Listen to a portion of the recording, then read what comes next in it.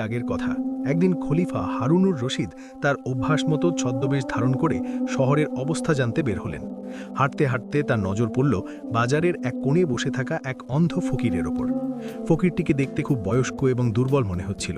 সে মানুষের কাছে ভিক্ষা চাইছিল, কিন্তু তার ভিক্ষা চাওয়ার পদ্ধতিটি ছিল খুব অদ্ভুত। যে পথচারী তাকে কিছু পয়সা দিত, সেই ফকির তার হাত ধরে ফেলত এবং এমন এক অদ্ভুত জিদ করত যা খলিফা আজ পর্যন্ত শোনেননি। খলিফা দেখলেন যে এক ব্যক্তি সেই ফকিরকে 1 দিরহাম দিল। দিরহাম পেতেই ফকির ওই ব্যক্তির জামার আঁচল ধরে ফেলল এবং অনুনয় বিনয় করে বলল, হে নেকদিল মানুষ, তুমি আমাকে খয়রাত দিয়েছ, এখন আমার উপর আরেকটি উপকার করো, আল্লাহর ওয়াস্তে আমার গালে একটি জোরসে থাপ্পড় মারো। ফকিরের এই কথা শুনে সেই পথচারী অবাক হয়ে গেল। সে নিজের আঁচল ছাড়ানোর চেষ্টা করল এবং বলল, আরে পাগল, আমি তোকে পয়সা দিয়েছি, আমি তোকে থাপ্পড় মারব কেন? তুই কি তোর বুদ্ধি হারিয়ে ফেলেছিস? কিন্তু ফকির তার হাত ছাড়ল না এবং কাঁদতে কাঁদতে বলল, আমার ভাই, যদি তুমি আমাকে থাপ্পড় মারতে না পারো তবে নিজের দেওয়া খয়রাতও ফেরত নিয়ে নাও। আমি আল্লাহর কসম খেয়েছি যে আমি ততক্ষণ পর্যন্ত কারো পয়সা নেব না যতক্ষণ না সে আমার ভুলের শাস্তি হিসাবে আমাকে একটি থাপ্পড় মারে। পথচারীকে ফকিরের জিদের কাছে নতি স্বীকার করতে হলো। সে না চাইতেও ফকিরের গালে একটি হালকা থাপ্পড় মারল এবং সেখান থেকে চলে গেল। এই দৃশ্যটি অত্যন্ত অদ্ভুত এবং চমকপ্রদ ছিল। খলিফা হারুনুর রশিদ এবং তার উজির জাফর যারা এসব দেখছিলেন, তারা দুজনেই হতবাক হয়ে গেলেন। তারা দেখলেন যে যেই ওই অন্ধ ফকিরকে ভিক্ষা দেয় তাকেই এই শর্ত মানতে হয়, প্রথমে থাপ্পড় মারো, তারপর দোয়া নাও। খলিফার মনে অদম্য কৌতূহল জাগল। তিনি ভাবলেন, এই অন্ধত্ব এবং এই অদ্ভুত সাজার পেছনে কী রহস্য আছে? কোনো মানুষ জেনে শুনে নিজেকে কেন অপমানিত করতে চাইবে? খলিফা সিদ্ধান্ত নিলেন যে তিনি এই রহস্যের শেষ দেখে ছাড়বেন। তারপর খলিফা সেখান থেকে চুপচাপ চলে গেলেন। কিন্তু মহলে পৌঁছাতেই তিনি তার উজির জাফরকে হুকুম দিলেন, জাফর, ওই অন্ধ ফকিরকে অবিলম্বে আমাদের দরবারে হাজির করা হোক। আমি তার মুখ থেকে তার কাহিনী শুনতে চাই। আমার মনে হয় তার বুকে কোনো অনেক বড় বেদনা বা কোনো ভয়ানক রহস্য দাফন হয়ে আছে। উজির হুকুম তামিল করলেন এবং সিপাহীদের পাঠিয়ে ওই ফকিরকে সম্মানের সাথে দরবারে ডেকে আনলেন। ফকির যখন জানতে পারল যে খলিফা তাকে ডেকেছেন, সে ভয়ে কাঁপতে লাগল। দরবার বসেছিল আর চারদিকে পিন পতন নীরবতা ছিল। নতুবা তোমার নীরবতা আমাদের কঠোর হতে বাধ্য করবে। ফকির তার মাথা নিচু করে নিল এবং তার চোখ দিয়ে অশ্রু ঝরতে লাগল। তারপর ফকির কাঁপানো গলায় বলল, হে আমিরুল মুমিনিন, আমার নাম বাবা আব্দুল্লাহ। আমি চিরকাল এমন অন্ধ এবং ফকির ছিলাম না। একটা সময় ছিল যখন আমি আপনার মতো না হলেও অন্তত একজন বাদশার মতো জীবন কাটাতাম। আমার কাছে 80টি উটের কাফেলা ছিল এবং আমি একজন অনেক বড় সওদাগর ছিলাম। কিন্তু আমার আজকের এই অবস্থা আমার দুর্ভাগ্য নয়, বরং আমার নিজের লোভ এবং একটি গুনাহের ফল। এই থাপ্পড় আমার সেই পাপেরই শাস্তি যা আমি নিজেকে দেই। খলিফা অবাক হয়ে জিজ্ঞেস করলেন, 80টি উটের মালিক আর আজ একদানা খাবারের জন্য কাঙাল? আসলে এমন কি ঘটেছিল যা তোমাকে আসমান থেকে মাটিতে আছড়ে ফেলল? আমাদের তোমার পুরো কাহিনী বিস্তারিত শোনাও। এরপর বাবা আব্দুল্লাহ একটি দীর্ঘশ্বাস নিলেন, যেন তিনি তার অতীতের পাতা উল্টাচ্ছেন। তিনি বললেন, জাহাপনা, এই গল্পটি অত্যন্ত বেদনাদায়ক, শিক্ষণীয় এবং গভীর শিক্ষা প্রদানকারী। এই গল্পের শুরু সেই অশুভ দিন থেকে যখন আমি আমার উটের ওপর মাল বোঝাই করে সফর করছিলাম। বাবা আব্দুল্লাহ গল্প শুরু করলেন, হুজুর, আমি আমার 80টি উটের সাথে মরুভূমির পথে সফর করছিলাম। আমার ব্যবসা খুব ভালো চলছিল এবং আমার নিজের ধন সম্পদ নিয়ে খুব অহংকার ছিল। পথে এক দরবেশের সাথে আমার দেখা হলো। সেই দরবেশ খুব সাধারণ পোশাকে ছিলেন এবং একটি পাথরের ওপর বসে বিশ্রাম নিচ্ছিলেন। কাছে গিয়ে আমরা একে অপরকে সালাম জানালাম এবং একসাথে খাবার খেলাম। কথায় কথায় সেই দরবেশ আমাকে এমন এক কথা বললেন যা আমার ভেতরের ঘুমন্ত লোভকে জাগিয়ে দিল। সেই দরবেশ আমাকে বললেন, হে আব্দুল্লাহ, তুমি এই উটগুলো আর সামান্য কিছু মুদ্রা নিয়েই এত খুশি? আমি এই মরুভূমিতে এমন একটি জায়গা জানি যেখানে এত গুপ্তধন আছে যে যদি তুমি তোমার এই 80টি উটের ওপরও তা বোঝাই করো, তবুও সেই গুপ্তধন কমবে না। সেখানে মাটির নিচে সোনা, রূপা এবং হীরা জহরত পাহাড়ের মতো লুকিয়ে আছে। গুপ্তধনের নাম শুনেই আমার চোখের চমক চলে এলো। আমি তাকে বললাম, হে নেকবন্দা, যদি তুমি আমাকে সেই জায়গায় নিয়ে চলো তবে আমি কথা দিচ্ছি যে আমরা সেই গুপ্তধন আধা আধি ভাগ করে নেব। আমার এই কথা শুনে দরবেশ রাজি হয়ে গেলেন।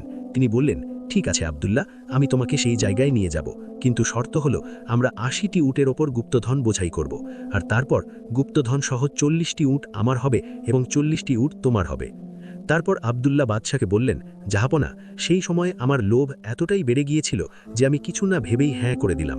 আমি ভাবলাম 40টি উটে বোঝাই করা সোনাও এত হবে যে আমি দুনিয়ার সবচেয়ে ধনী ব্যক্তি হয়ে যাব। আমরা দুজনেই আমাদের পথ পরিবর্তন করলাম এবং মরুভূমির সেই নির্জন অংশের দিকে চলতে শুরু করলাম, যেখানে মৃত্যু এবং সম্পদ দুটোই আমাদের জন্য অপেক্ষা করছিল। তারপর অনেকক্ষণ চলার পর আমরা একটি সংকীর্ণ এবং ভীতিকর উপত্যকায় দুটি কালো পাহাড়ের মাঝখানে ছিল। সেখানে পৌঁছে দরবেশ কাঠ জড়ো করলেন এবং একটি অদ্ভুত পাউডার বের করে আগুনে ফেললেন। আগুন থেকে ঘন ধোঁয়া উঠল এবং দরবেশ কিছু মন্ত্র পড়লেন। হঠাৎ মাটি কাঁপতে লাগল এবং পাহাড় ফেটে যেতে লাগল। আমার চোখের সামনে এমন এক দৃশ্য ছিল যা দেখে আমার নিঃশ্বাস বন্ধ হয়ে এলো। পাহাড়ের ভেতর কোনো গুহা নয়, বরং সোনার একটি মহল ছিল। সেখানে চারদিকে হীরা, পান্না এবং মোহর ছড়িয়েছিল। এখান থেকেই আমার ধ্বংসের শুরু হলো। বাবা আব্দুল্লাহ তার কাহিনী এগিয়ে নিয়ে বললেন, জাহাপনা, সেই পাহাড়ের ভেতর এত সোনা এবং জহরাত ছিল যে আমার বুদ্ধি লোপ পেল। আমার মনে লোভের এমন এক ঝড় উঠল যা আমি থামাতে পারছিলাম না। আমরা দুজনেই পাগলের মতো সোনার মোহর এবং দামি পাথর বস্তায় ভরতে লাগলাম। আমি আমার ৮০টি উটের ওপর এত মাল চাপিয়ে দিলাম যে তারা কষ্টে দাঁড়িয়ে থাকতে পারছিল। আমার সাধ্য থাকলে আমি পুরো পাহাড়টাই সাথে নিয়ে যেতাম, কিন্তু উটগুলোর শক্তিরও একটা সীমা ছিল। সেই সময় আমার চোখে সম্পদের জৌলুস ছাড়া আর কিছুই ছিল না। যখন আমরা সব কিছু নিয়ে এলাম, তখন আমি দেখলাম যে সেই দরবেশ একটি ছোট কোণ থেকে কাঠের একটি খুব সাধারণ কৌটা উঠালেন এবং সেটি নিজের পকেটে রাখলেন। আমি খুব অবাক হলাম যে এত অমূল্য গুপ্তধন ছেড়ে তিনি এই সাধারণ কৌটা কেন উঠালেন। কিন্তু তখন আমার মনোযোগ শুধু সোনার দিকে ছিল, তাই আমি সেই বিষয়টি উপেক্ষা করলাম। তারপর আমরা গুহা থেকে বেরিয়ে এলাম এবং দরবেশ আবার সেই মন্ত্র পড়লেন এবং আগুনে পাউডার দিলেন।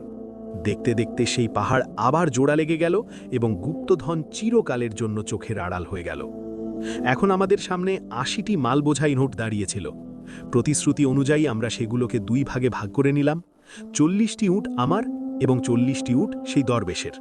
আমরা একে অপরকে আলিঙ্গন করলাম এবং বিদায় নিলাম। দরবেশ তার পথের দিকে ঘুরলেন এবং আমি আমার ৪০টি উট নিয়ে আমার পথের দিকে চলতে শুরু করলাম। কিন্তু হুজুর, আমি যতই এগিয়ে যাচ্ছিলাম, আমার ভেতরের শয়তান জেগে উঠছিল। আমার মনে একটি চিন্তা এলো যে এই দরবেশ তো ফকির মানুষ, এর এত সম্পদের কি দরকার? এ তো জঙ্গলেও খুশি থাকতে পারে, কিন্তু আমি তো ব্যবসায়ী এবং আমারই এই সব জিনিসের মালিক হওয়া উচিত। শয়তান আমার কানে ক্রমাগত ফিসফিস করছিল। আমি ভাবতে লাগলাম যে ৪০টি উটে বোঝাই গুপ্তধন একজন ফকিরের কাছে বেকার চলে যাবে, সে এগুলো সামলাতেও পারবে না। যদি এই ৪০টি উটও আমি পেয়ে যাই, তবে আমি শুধু বাগদাদেরই নয়, বরং পুরো দুনিয়ার সবচেয়ে ধনী ব্যক্তি হয়ে যাব। লোভ আমার চোখের ওপর পর্দা ফেলে দিল। আমি আমার উটগুলো সেখানেই রেখে সেই দরবেশের পেছনে দৌড়ালাম এবং ডাক দিলাম। দরবেশ আমাকে আসতে দেখে থেমে গেলেন। তিনি খুব নরমভাবে জিজ্ঞেস করলেন, কি হলো আব্দুল্লাহ, তুমি কি পথ ভুলে গেছ? তারপর আমি তার কাছে পৌঁছালাম এবং খুব চালাকি করে বললাম, হে নেক দরবেশ, আমি এখনই রাস্তায় ভাবলাম যে তুমি একজন খোদাভীরু মানুষ এবং দুনিয়াদারি থেকে দূরে থাকো। এই ৪০টি উট সামলানো তোমার সাধ্যের বাইরে। এই পশুগুলো খুব একগুঁয়ে হয়। তুমি এদের দেখাশোনা করতে করতে নিজের ইবাদত ভুলে যাবে। আমার পরামর্শ হলো, তুমি এদের মধ্যে 10টি উট আমাকে ফেরত দিয়ে দাও এবং এই 30টি উট তোমার জন্য যথেষ্ট হবে। আমি জানতাম যে এই দাবি ভিত্তিহীন, কিন্তু আমার লোভ আমাকে বাধ্য করছিল। জাহাপনা, অবাক করার বিষয় ছিল যে দরবেশ আমার কথায় খারাপ মনে করলেন না। তিনি হাসতে হাসতে বললেন, তুমি ঠিকই বলেছ আব্দুল্লাহ, আমার কাছে সম্পদের চেয়ে আমার স্বাধীনতা এবং ইবাদত বেশি প্রিয়। যদি তোমার মনে হয় তুমি এগুলো ভালো সামলাতে পারবে, তবে নিয়ে যাও। 10টি উট নিজের কাফেলায় মিশিয়ে নাও। তিনি তৎক্ষণাৎ 10টি উট আমাকে দিয়ে দিলেন। আরও 10টি উট পেয়ে আমি খুব খুশি হলাম, কিন্তু আমার মনের তৃষ্ণা মিটল না। আমি ঘুরতেই শয়তান আবার বলল, দেখো, সে কত সহজে 10টি উট তোকে দিয়ে দিল, তার মানে এর কদর তার কাছে নেই। তারপর আমি আবার দরবেশের দিকে ঘুরলাম এবং দরবেশকে বললাম, হে আমার ভাই, আমার এখনো মনে হচ্ছে যে 30টি উটও তোমার জন্য অনেক বেশি। তুমি একা মানুষ, মরুভূমিতে এত বড় বিপদ কেন ডেকে আনছ? তুমি আরও 10টি উট আমাকে দিয়ে দাও। দরবেশ আমার দিকে গভীর দৃষ্টিতে তাকালেন। হয়তো তিনি আমার ভেতরের বাড়তে থাকা লোভ আঁচ করতে পেরেছিলেন, কিন্তু তিনি উফ পর্যন্ত করলেন না এবং বললেন, নিয়ে যাও আব্দুল্লাহ, যদি এতে তুমি শান্তি পাও তবে এই 10টিও নিয়ে যাও। এখনের পরে আমার কাছে 60টি উট হয়ে গেল এবং তার কাছে মাত্র 20টি উট থাকল। তারপর আব্দুল্লাহ বাদশাকে বললেন, হুজুর, লোভ এমন একটি কুয়া যার কোনো তল নেই। আমি বারবার তার কাছে উট চাইতে লাগলাম এবং তিনি প্রতিবার তার উদারতা দেখিয়ে আমাকে দিতে থাকলেন। অবশেষে পরিস্থিতি এমন হলো যে আমি তার ভাগের সব 40টি উটই চেয়ে বসলাম। তিনি নিজের কাছে একটি উটও রাখলেন না এবং সব উট আমাকে দিয়ে দিলেন। এখন আমি পুরো ৮০টি উট এবং অঢেল গুপ্তধনের মালিক ছিলাম। আমার উচিত ছিল সেই দরবেশকে ধন্যবাদ জানানো এবং সেখান থেকে পালিয়ে যাওয়া, কিন্তু মানুষের স্বভাব দেখুন, আমার লোভ তখনও শেষ হয়নি। যখন দরবেশ খালি হাতে সেখান থেকে যেতে লাগলেন, তখন আমার নজর তার পকেটের উপর পড়ল। আমার মনে পড়ল যে তিনি গুহা থেকে সেই ছোট কৌটাটি উঠিয়েছিলেন। আমার মনে সন্দেহ জাগল যে নিশ্চয়ই ওই কৌটাতে এমন কোনো দামি জিনিস আছে যা এই সব গুপ্তধনের চেয়েও দামি। তাই তো তিনি উট দিয়ে দিলেন, কিন্তু কৌটাটি নিজের কাছে রাখলেন। আমি তাকে আবার থামালাম এবং বললাম, হে দরবেশ, তুমি আমাকে সব উট দিয়ে দিয়েছ, তোমার নেকির তুলনা হয় না, কিন্তু এখন তুমি ওই খালি কৌটাটি দিয়ে কি করবে? ওটাও আমাকে দিয়ে দাও, যাতে তুমি একদম মুক্ত হয়ে যাও। এই কথা শুনে দরবেশ বললেন, আব্দুল্লাহ, এবার থাম। আমি তোকে সব সম্পদ দিয়ে দিয়েছি, কিন্তু এই কৌটাটি চেইস না। এটি তোর কোনো কাজের নয় এবং এতে একটি বিপদও লুকিয়ে আছে। কিন্তু আমি কি মানার পাত্র ছিলাম? আমি জিদ ধরলাম যে আমার ওই কৌটাটিও চাই। অবশেষে ত্যক্ত বিরক্ত হয়ে তিনি সেই কৌটাটি বের করে আমার হাতে রেখে দিলেন। আমি দ্রুত সেটি খুললাম। তার ভেতরে এক ধরনের সুরমা ছিল। আমি অবাক হয়ে জিজ্ঞেস করলাম, শুধুমাত্র সুরমা? এর জন্য তুমি এত ভান করলে? এতে কি বিশেষত্ব আছে? দরবেশ গম্ভীর হয়ে উত্তর দিলেন, হে আব্দুল্লাহ, এটি কোনো সাধারণ সুরমা নয়, এটি জিনদের সুরমা। যদি এটি মানুষের বাম চোখে লাগানো হয়, তবে মানুষ মাটির নিচে লুকানো সব গুপ্তধন দেখতে পায়, কিন্তু যদি ভুলবশত ডান চোখে লাগিয়ে নেওয়া হয়, তবে মানুষ চিরকালের জন্য অন্ধ হয়ে যায়। গুপ্তধনের কথা শুনেই আমি পাগল হয়ে গেলাম। আমি ভাবলাম যে যদি এই সুরমা লাগিয়ে নিই, তবে আমি দুনিয়ার সব গুপ্তধন খুঁজে বের করতে পারব। এই ৮০টি উট তো তার সামনে কিছুই নয়। তারপর আমি দরবেশকে বললাম, হে নেক মানুষ, তুমিই আমার হাতে এই সুরমা আমার বাম চোখে লাগিয়ে দাও, যাতে আমি এর কারিশমা দেখতে পাই। দরবেশ আমাকে অনেক বোঝালেন যে লোভের পরিণাম খারাপ হয়, যা পেয়েছ তাতেই খুশি থাকো। কিন্তু আমার চোখের উপর মৃত্যু এবং লোভের পর্দা পড়েছিল। আমি তার একটা কথাও শুনলাম না। বাধ্য হয়ে দরবেশ আমার বাম চোখে সুরমা লাগিয়ে দিলেন। হুজুর, সুরমা লাগাতেই আমার সামনে এক নতুন দুনিয়া খুলে গেল। আমি মরুভূমির বালির নিচে চাপা পড়া সোনার স্তূপ পরিষ্কার দেখতে পাচ্ছিলাম। এত হীরা জহরত দেখে আমি খুশিতে নাচতে লাগলাম। তারপর বাবা আব্দুল্লাহ নিজের কথা চালিয়ে যেতে থাকলেন। হুজুর, বাম চোখে সুরমা লাগাতেই দুনিয়ার সমস্ত লুকানো রহস্য আমার কাছে দৃশ্যমান হতে লাগল। আমি দেখতে পাচ্ছিলাম যে আমার পায়ের নিচে সোনার নদী বইছে। কিন্তু খোদার শকর আদায় করার পরিবর্তে আমার লোভ পাগলামির সীমা ছাড়িয়ে গেল। আমার মাথায় এক শয়তানি চিন্তা এলো যে যদি এক চোখে সুরমা লাগালে এত গুপ্তধন দেখা যায়, তবে যদি আমি অন্য চোখেও এই সুরমা লাগিয়ে নিই, তাহলে হয়তো আমি এই গুপ্তধনগুলো আয়ত্তে আনতে পারব এবং এগুলোর মালিক হয়ে যাব। আমি দরবেশকে বললাম, হে বন্ধু, তুমি আমার ডান চোখেও এই সুরমা লাগিয়ে দাও। এই কথা শুনে দরবেশ পিছিয়ে গেলেন এবং চিৎকার করে বললেন, আব্দুল্লাহ, খোদাকে ভয় কর। তুই কি ভুলে গেছিস আমি কি বলেছিলাম? যদি এই সুরমা ডান চোখে লাগে, তবে তুই চিরকালের জন্য অন্ধ হয়ে যাবি। তোর দুনিয়ায় অন্ধকার ছাড়া আর কিছুই থাকবে না। কিন্তু আমার মনে হলো যে দরবেশ আমার সাথে মিথ্যা বলছে। আমার মনে হলো সে চায় না যে আমি পুরোপুরি গুপ্তধনের মালিক হই। সে নিশ্চয়ই আমার কাছ থেকে কিছু লুকোচ্ছে।